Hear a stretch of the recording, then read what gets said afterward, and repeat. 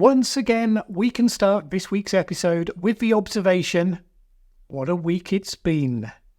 Once again, let's see if we can step back from the perspectives of the die-hard political activists and the partisans and get some objective sense of what's been going on and what it means. This time last week, Donald J. Trump's campaign for the presidency had just had its best week by far. He'd been riding high since the debate where Biden had crashed disastrously. He'd successfully turned an extremely close call from an assassination attempt massively to his benefit with his presence of mind in the moment. And then the Republican Party convention, in awe of his apparent strength in the face of mortal danger, had coalesced around him in a way that made it very clear his was the momentum, his was the energy. Biden had no answers to the images and the arguments coming his way. A couple of people, no more, saw all of that and pondered whether the Trump campaign might not be in danger of peaking too soon. Ideally, of course, you want your campaign to reach that sort of peak energy and peak frenzy just as you get to polling day. But that's quite hard to achieve in the US, where the election season drags on for so long. But it seemed a fairly academic question anyway, when the vision on the other side seemed wholly incapable of getting anywhere close. But it's not as though Trump and everyone else didn't see the change coming. He even joked to his followers about how it would be unfair to set the date for the vice presidential debate since it wasn't yet known who Kamala Harris would be picking as her running mate. Easy to see something like that in theory, and to use the apparent inevitability of it as a weapon against the existing incumbent. But then, when the reality actually arrives, well, it still throws everything that came up before it into the air. Unless you've been living under a rock, and frankly a very large rock at that, you will know what happened next. Joe Biden, having been pushed and cajoled and implored and attemptedly bullied, and who knows what else, for the last few months, finally realised, that his position was untenable. It took longer than it would have done for someone who wasn't living to some extent in a bubble, one inflated to a large degree by ego, but he's hardly the first political leader to have been in that position. I confidently predict he won't be the last, but he finally did what had been demanded and announced that he was stepping aside. Very interesting, of course, that he did so via a tweet rather than something more formal. I haven't seen anyone make this observation. No doubt people have, and I've just missed it because I only ever spot the obvious, but the fact that he reportedly announced it just 1 minute after informing people about it internally is testimony to how savagely bunkered he had become. Because why would you announce it like that? Not because he loves Elon Musk's social media platform. It seems to me it can only be because he fully expected that as soon as he'd announced it internally, it would be leaked to the media. Biden wanted his words and his justification to be what hit the press, not the spin on his action that might be given by his internal rivals and perhaps even his enemies. Consider for a moment just what that tells you about where things had gotten to in the last few months. Anyway, whether I'm right about that or not, he did step back. The Democrats then faced a choice, as I flagged last week. They could, having been mean to poor old Joe for the good of the country, or at least of the party, continued that ruthless run and thrown the contest wide open, which would have been taken as being mean to Kamala Harris. Or they could decide to endorse Harris overwhelmingly early on, cutting dead any thoughts anyone else might have had of throwing their hat in the ring, because it would have been being too beastly.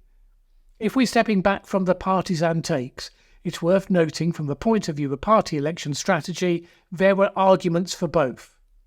The arguments of the open contest are that the process would have had the best chance of coming up with the most capable candidate for an election the party is allegedly desperate to win. Not only would it bring forward that capable candidate, but they would start with the advantage of having won at least one level of competition with their peers, even if it wasn't a full open primary. The arguments against that process are that such contests are often less than positive, that candidates know all too well that attacking their opponents is highly effective, and therefore you would end up with a candidate who entered the arena pre-damaged by their own side, and with a lot less time to put that behind them than the normal timetable allows.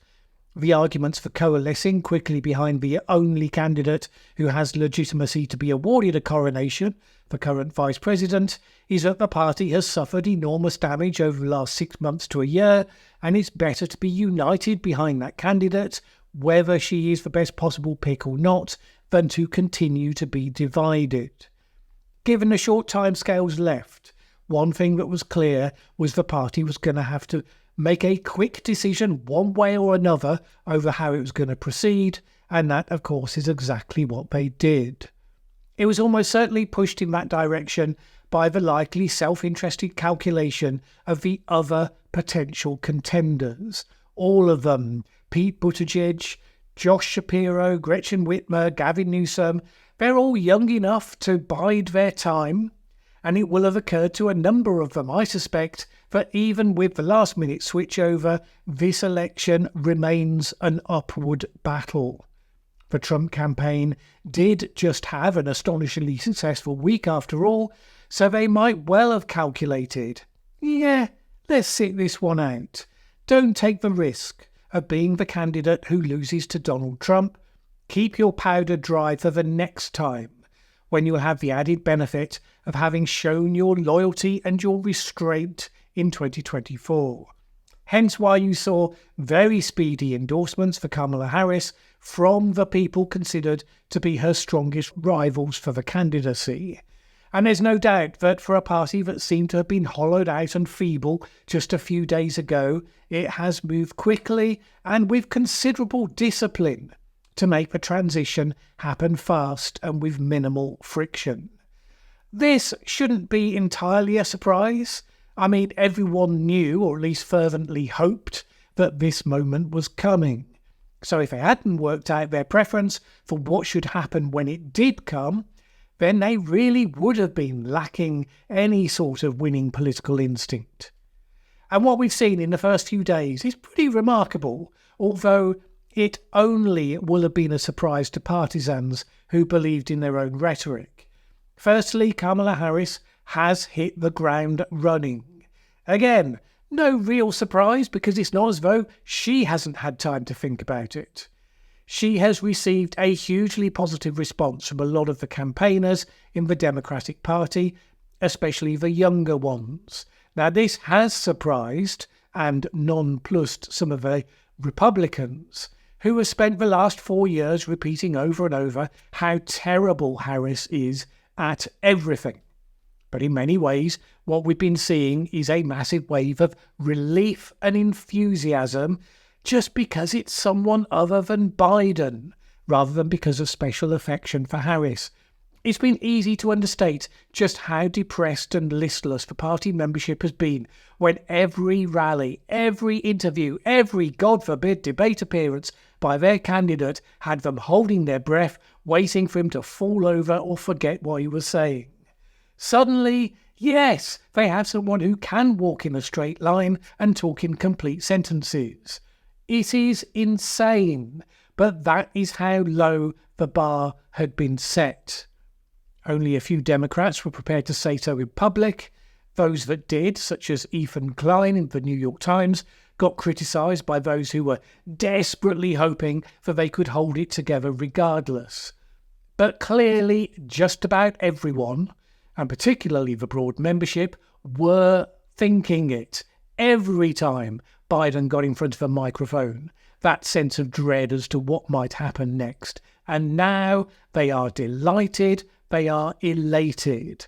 Whether Harris is objectively a great candidate or not, she's great compared to that. And for this week at least, that is good enough. So the Trump campaign had its best week last week. the Democrats' campaign has had its best week, arguably this week. Where do we go from here? First of all, I don't see any sign that either side is going to fight a smart campaign aimed at the centre ground that they need to win over. So, while it will be less one-sided than it was shaping up to be, it's not gonna be great. Trump showed a flicker of awareness immediately post the assassination attempt when he promised a kinder, less aggressive tone. Now, he could have ridden the wave of public sympathy following the near-death experience and could easily have made himself unbeatable, but he can't bring himself to exercise that kind of discipline. I mean, he didn't even manage it for the entirety of his acceptance speech. If he'd stuck to the teleprompter, he would have done, but he just couldn't. And certainly in his first rally speech after the convention, well, it was back to business as usual. And that's okay if you like that sort of thing, and lots of his base do. But the Republicans, in order to be effective against Harris, will need to move on from the themes they've been mocking her for over the last 4 years, which mostly only they care about. So yes, you can make the attack that she was first appointed by Joe Biden as a, quote, diversity hire. Biden extremely ill-advisedly said in advance of the pick that the main criteria was that it was going to be for a black woman. That is the sort of advanced statement that undermines the person you go on to pick, who then has to persuade people that those characteristics were not their only attribute or even their most important attribute for being right for the job. But while that was an effective attack then, it isn't now, because she is now standing for election in her own right.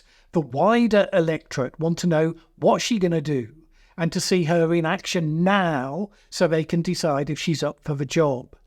That will be far more important and persuasive than the Republican attack lines about how she became a candidate starting 4 years ago. Then Republicans have also got a big thing about mocking her laugh. Again, not serious as a critique. The fact she laughs may be quite refreshing to some after Angry Donald and Sleepy Joe. And if Republicans are expecting to just sit back and expect her to self-destruct because they've repeated to themselves so much over and over the last few years what a terrible campaigner and a terrible politician she is, I think they're going to be disappointed. Not because they were necessarily wrong about those things 4 years ago, but because most people get better over time. She's had 4 years, mostly out of a harsh spotlight, to get better, to make mistakes and to learn from them. Now look, yes, there are limits to that. She's clearly not going to suddenly be a massively charismatic and skilled campaigner, but she won't simply lose the contest by conveniently being terrible. Republicans, in other words, will still have to win the election, not expect it to be handed to them as they'd become accustomed to thinking it was about to be when it was Biden. Now, the same applies the other way. Yes, there's a new energy and enthusiasm behind the Democrats' campaign. That's a plus for them, for now. But again, because partisans are terrible at understanding how non-partisans see the world, the attack points are not necessarily being well chosen. Harris has the advantage of a fresh start. She can define herself from this point onwards. Most Americans don't really know her that well, so that gives you the opportunity to make a positive impression. They need to know what vision for a presidential term she has. And yes, obviously they all want to attack each other, but we still mostly care about what we're voting for, not only what we're voting against. But the attack lines so far don't strike me as winning ones.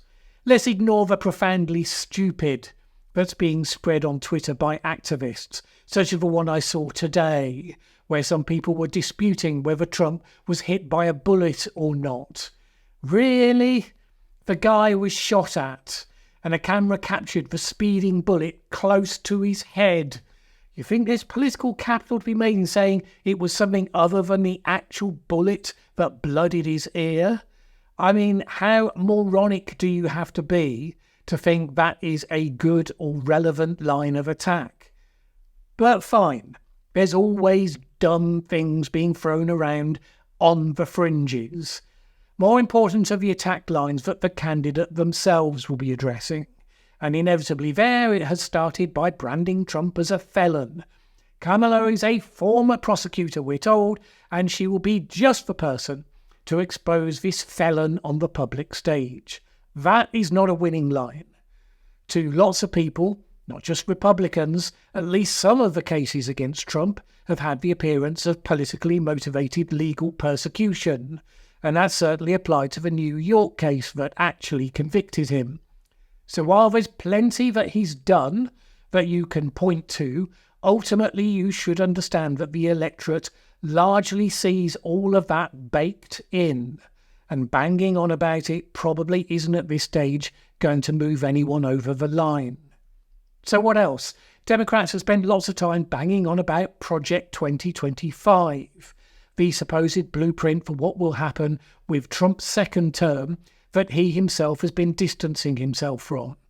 Democrats are keen to push it and to nail him to it, and I understand that, but it's a terrible campaign plan.